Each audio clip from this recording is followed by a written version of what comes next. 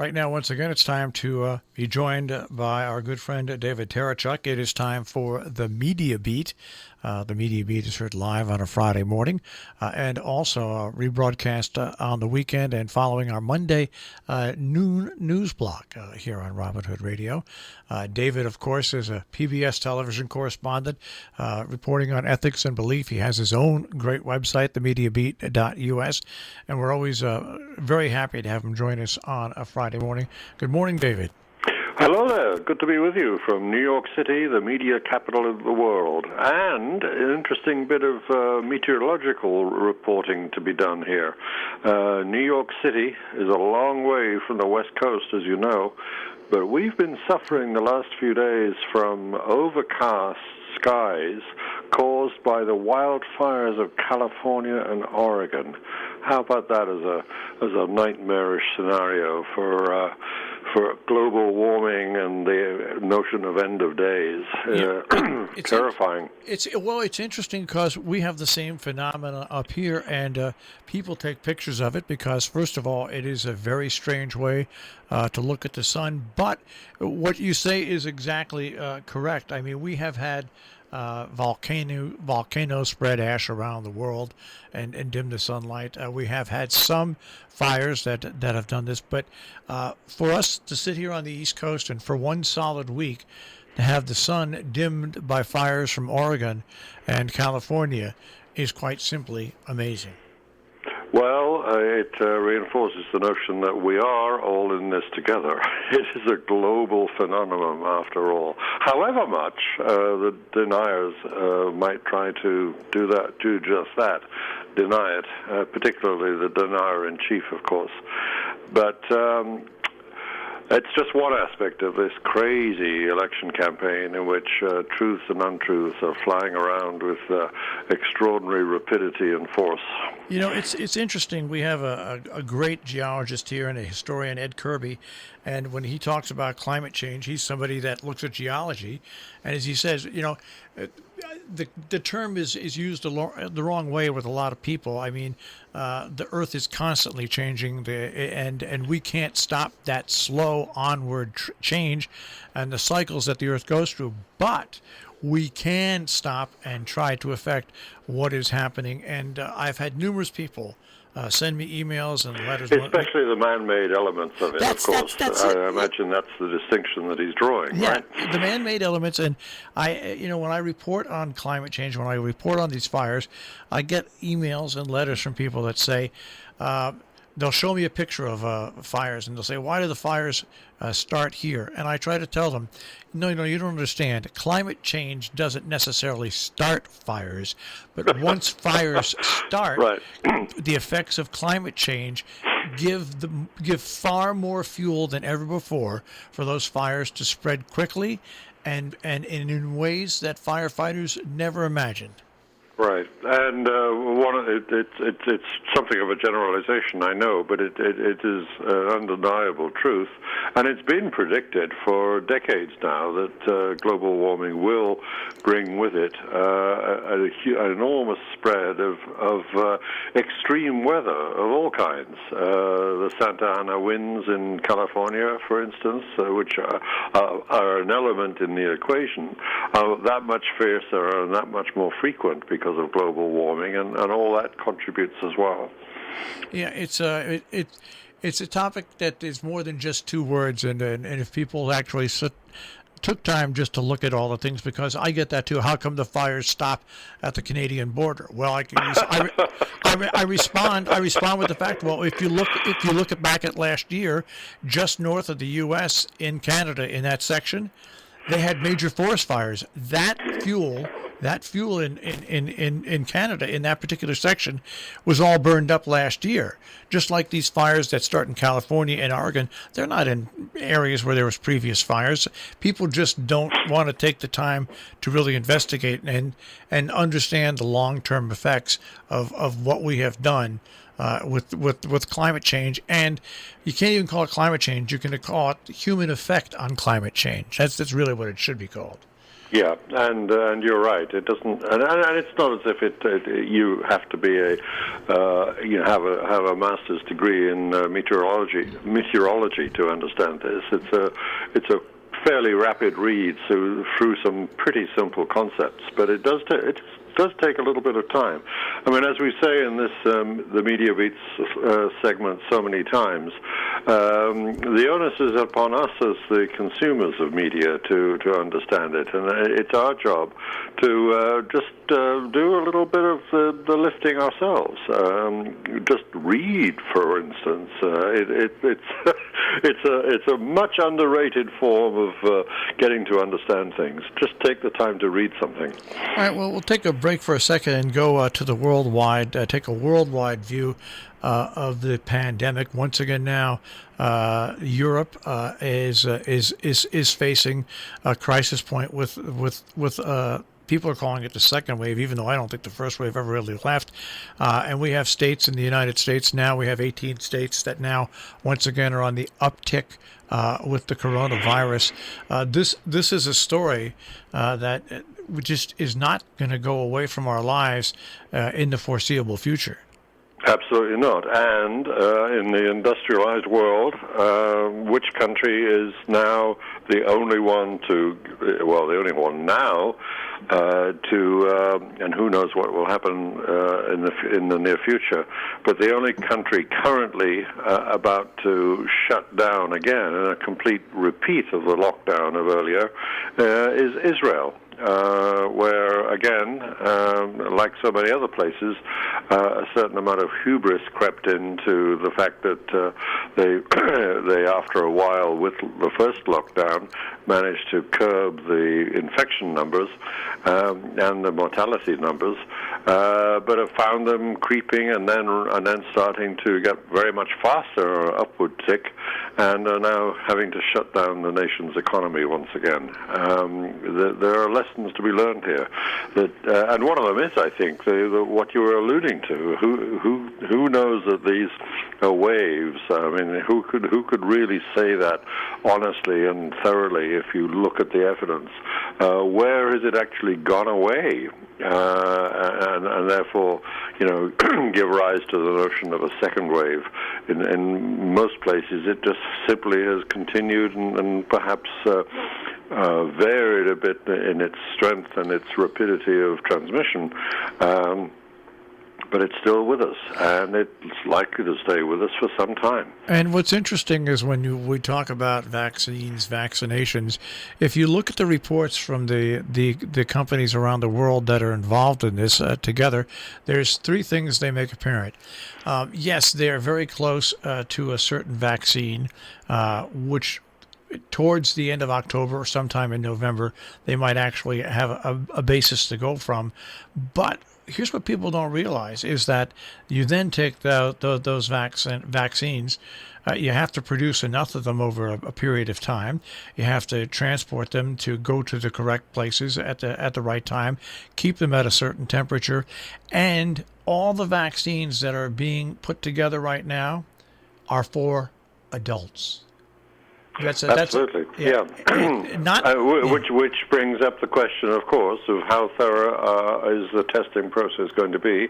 Of course, it has to be extremely thorough. The FDA in this country is insistent upon that, and for very good reasons. That's historically been true. And any attempt to cut corners, with this administration's emphasis on what they call warp speed. I remember the president giving us a little translation of that phrase. He said, warp speed, that means something big and something fast. Well, I'm not sure it does mean something big, but of course in this president's mind, almost anything that's important has to be called big. But the testing process has to be figured into the whole equation for developing the drug, and testing is every bit as important as formulating the compound in the first place. And as you say, we don't know what its effect is yet, and this will take an extra round of testing on people who are not adults. and other categories of people who might have specific vulnerabilities as well. There's an awful warning came out of the Oxford development, Oxford University's progress towards a vaccine had this setback when one individual was having very bad side effects and so bad, in fact, that the development of that particular strain of vaccine was halted for a bit, and of course changed direction in some degree.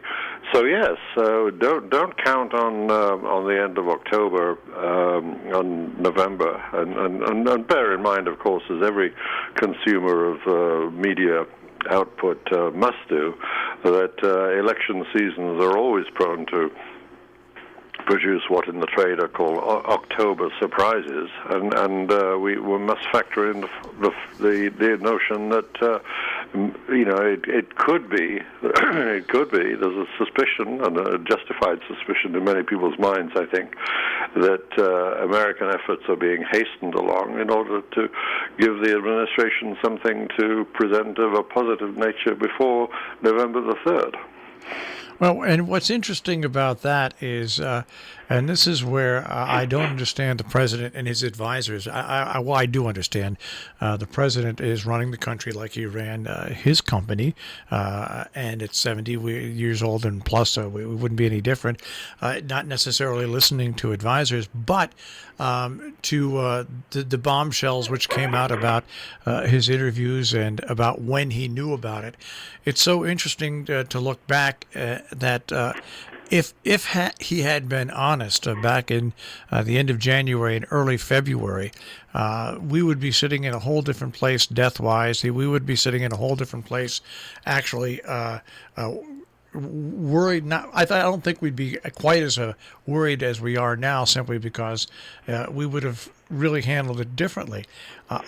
Had everything been up front. But it appears now that our first shutdown might have gone for naught, and that's disastrous, because the stock market doesn't represent the true economy. The true economy represents Main Street businesses across this country, and I can tell you right now, as a broadcast operation, even though we're a nonprofit, Main Street America took this shutdown far harder than Wall Street ever will. Wall Street rebounds quickly, and if there's another significant wave of this in this country, there's going to be a financial crisis that stems from local businesses to people who own buildings that rent, to people who rent those apartments in those buildings.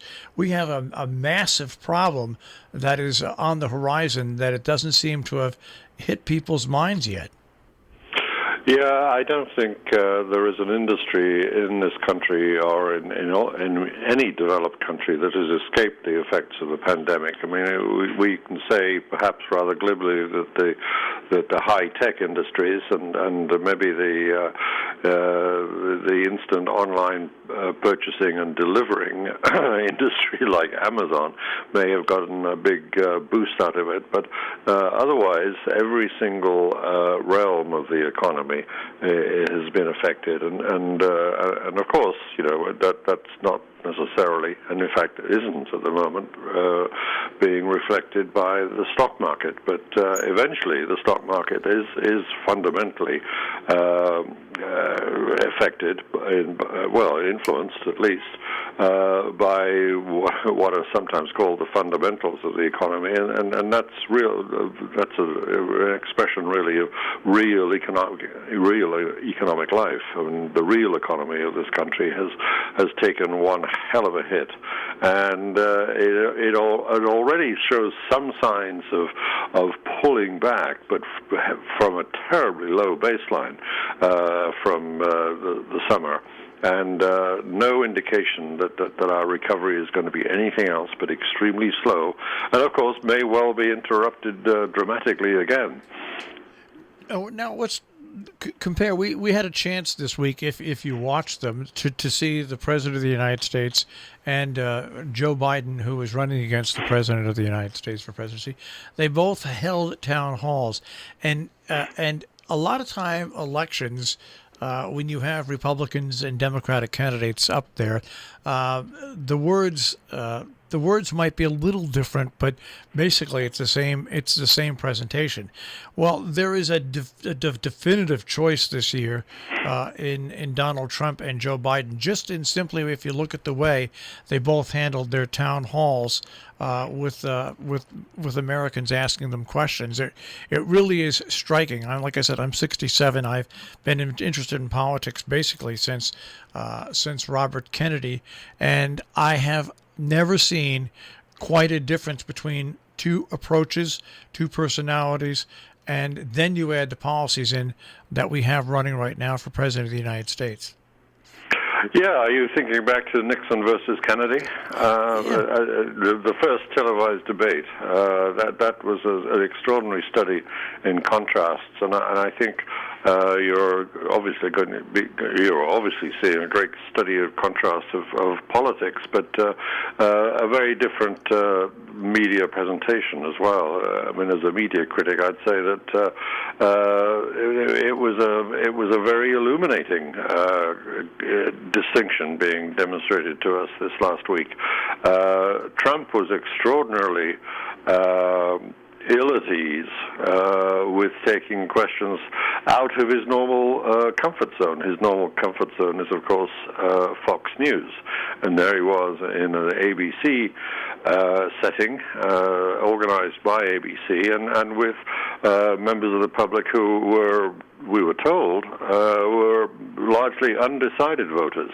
And he and ordinary members of the public have a capacity for putting politicians who expect to be deferred to on the spot very effectively, and that's certainly what happened with Trump. He was on the back foot almost throughout that performance, if that's what we should call it. Biden, on the other hand, not necessarily not at all, in my personal view, the Sleepy Joe caricature that Trump is trying to assign to him. He was, and of course, just in terms of 40, 50 years in politics, he's well used to talking to people who take a different position from him. Trump has only one way of dealing with that, which is trying to bluster, and Biden tried to reason with people. I mean, it's a very, very clear and classic distinction between two presentational styles. Now, as somebody who looks at our country and and by the way, is a United States citizen, but can look at it as a I like to call it an expert from afar.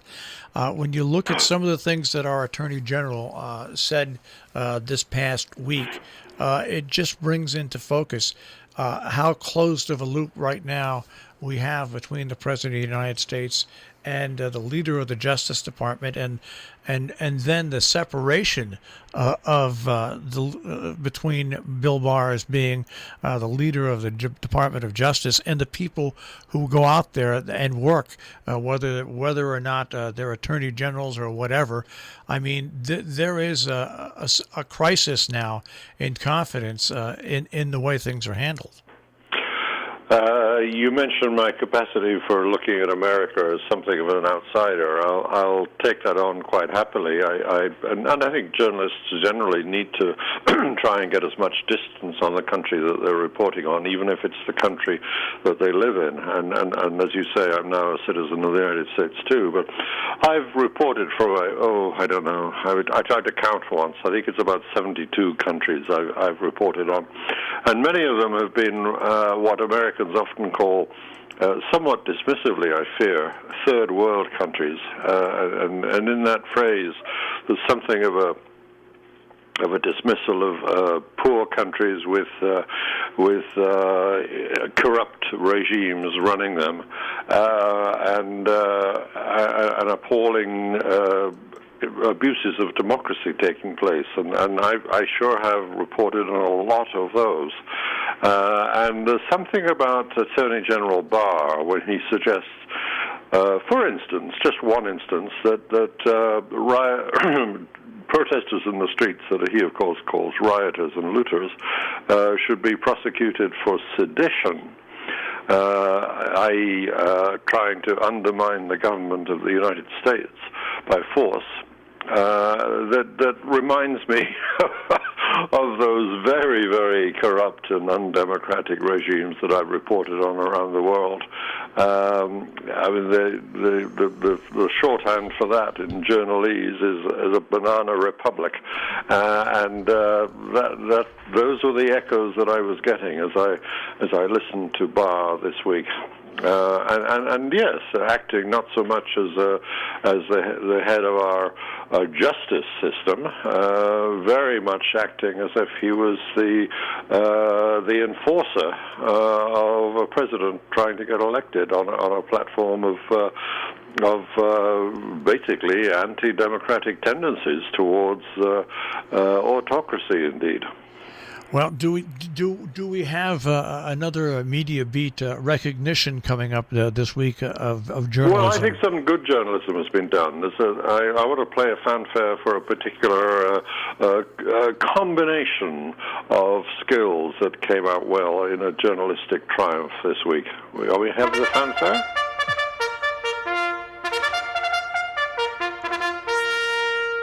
And it's a well-owed fanfare for, like I say, a combination. It's a classic combination here of a source, a whistleblowing source, in fact, a legal or advocacy organization that formulates the issue in good and clear terms, and journalistic outlets. And what I'm talking about is a whistleblower called Dawn Wooten, who is a nurse in a particular detention center in Georgia, the Irwin Detention Center, operated by ICE, the Immigration and Customs Enforcement Agency.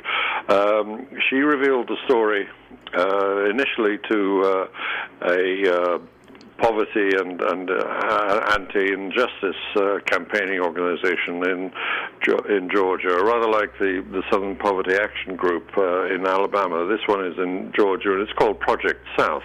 And her whistleblowing was about the nightmarish story of women in this immigrants detention center in Georgia being forced to have, against their will, without their consent, surgical operations, hysterectomies in many cases, or other forms of gynecological surgery that left them infertile.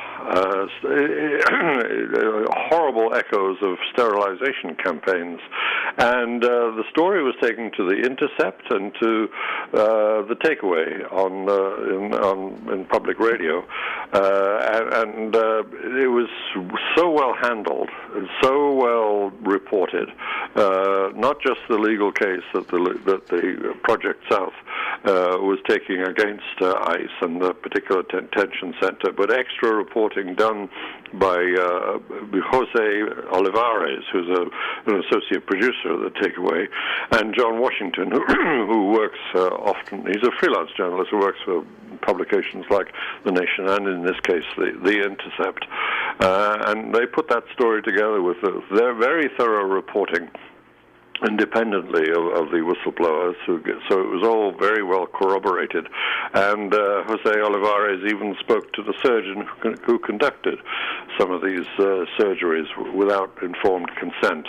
And the whole thing worked so well that, of course, it became a cause célèbre in the nation. And while ICE apparently tried to deport a key witness, a woman who indeed had one of these operations unwillingly, they tried to deport her to Cameroon, a country that she hadn't lived in since she was 2 years old, and she was only rescued, as it were, according to the House of the House of Representatives members who got onto this case and have taken it to a national outcry level, and she was only rescued on the tarmac of the airport where she was about to be flown out. ICE have a different story, of course. They say there was some documentation problem that prevented her from being flown out of the country, but she's still in the country. The story is being fully ventilated now, and I think this is a good example of investigative journalism at its worst, at its best, when it's working with a whistleblower and taking good care to double-check everything before it reports. I just, we sit here and we look at this, David, and we look at and I said this before on numerous times. If you were to take all the events that have happened in this administration and, let's say, 10 years ago, presented them to a company to do a movie or a television series, they would have thought you were absolutely crazy. Sure. This, like I say, this is a nightmarish quality which boggles the mind, and yet it's well reported and thoroughly presented, and in some terrible way, it's not surprising in the context of this administration. That is possibly the most nightmarish thing about it. Well, that's the way things look right now. David, we'll speak to you next week. Have a great week. You too. The Media Beat with David Tereshchuk here on WHDD, Sharon, WHDD, of course, the Robin Hood Radio Network.